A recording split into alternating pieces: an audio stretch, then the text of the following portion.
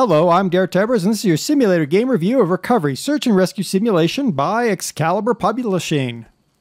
Search and Rescue is both a nail-biting race against time and a long, slow, carefully planned strategy all in one.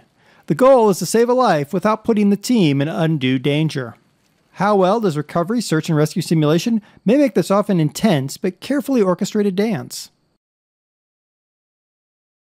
The graphics are horrid.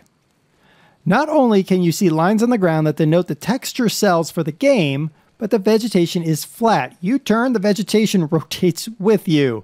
Pop-in is absolutely intense. Riding the bike is laughably bad. I can't even call this game reasonably finished. How bad is it? Well, you've been watching this game on the default setting.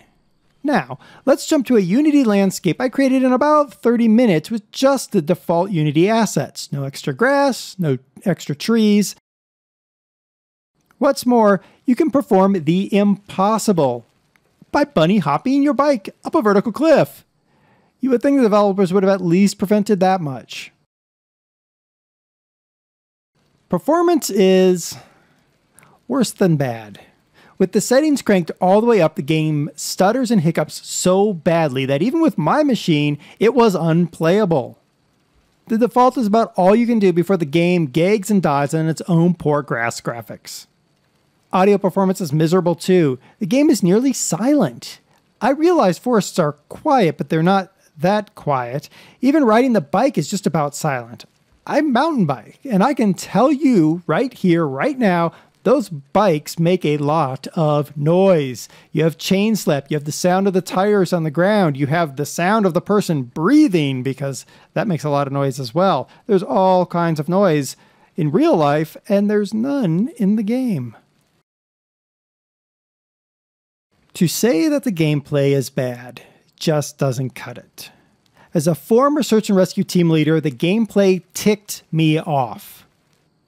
The first few missions were annoying, but not anger-inducing. Find some animal tracks and some lost items. Fine. You're getting used to the game, so I can forgive it. Slightly. It really only needs to be one mission, not multiple, but whatever. Then you get your first mission with people in danger. Reports of collapsed spectators for a race. The first victim you come across has collapsed due to dehydration. So what do? Administer first aid? Call for a rescue ATV or truck? No. You go find the next victim, leaving the first to lay in the forest. The second victim has a head injury, and what do? You leave him! Are you freaking kidding me? No, no, no. 1,000 times no. This isn't a simulation. This is a piss-poor game with a splash of false advertising. You want to call your game a simulation? Then simulate. Let's just take the head injury. Just a head injury. You would never leave them there. You would protect the airway and cervical spine to make sure that the patient can breathe, and that there would be no further damage to that spine. You'd carefully observe the victim, especially if they've lost consciousness, and then you're going to transport them to the hospital if they show any signs of worsening related to the head injury. If the in-game victim hasn't lost consciousness, then why are they laying on the ground? Are they bleeding? If so, we need to start first aid. Are they nauseous? Well, if they are, we need to take them to the hospital because that can be a sign of a brain injury. We don't go biking off to get the third victim. Now, perhaps you can make the argument that the evac team came right in behind me to get the person out.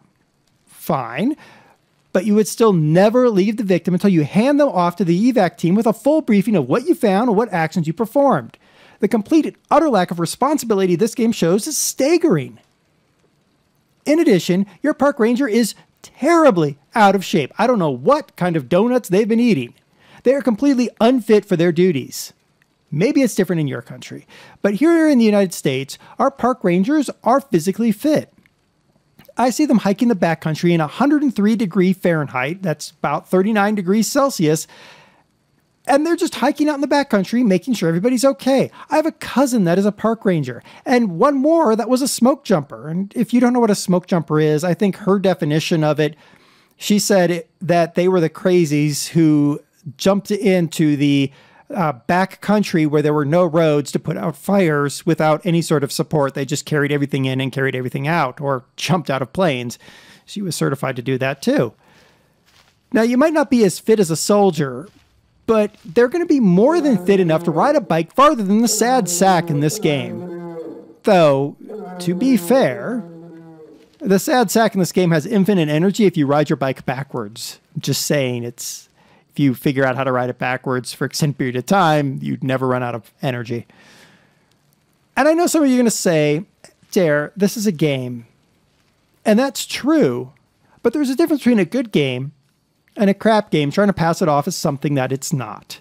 This game is hide-and-seek simulation, not a search and rescue simulation. Just avoid this pile of trash. The physics are bad, the graphics are bad, the sound is bad, and it is far from a simulation of search and rescue as a pig is from a leather purse. I realize this might be one of Excalibur's early games, but it doesn't belong on Steam, and it certainly doesn't belong on Steam at the price point that it's at. Search and rescue could be a great simulation topic, if it's done right. The tension and drama on a SAR call can be extremely high.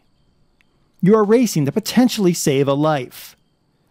This game doesn't do that, even a little bit.